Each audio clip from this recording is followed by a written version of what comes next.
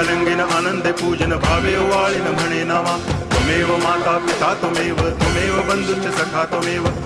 विद्या करुणं त्वमेव सर्वं मम देव कायेन वाचा मनसेन्द्रियैर्वा बुद्ध्यात्मना वा प्रकृति स्वभावात् करोमि यद्यत् सकलं परस्मै नारायणायति समर्पयामि अच्युतं केशवं रामनारायणं कृष्णदामोदरं वासुदेवं हरि गिरिधरं माधवं गोपिकावल्लभं जानकीनायकं रामचन्द्रं भजे हरे राम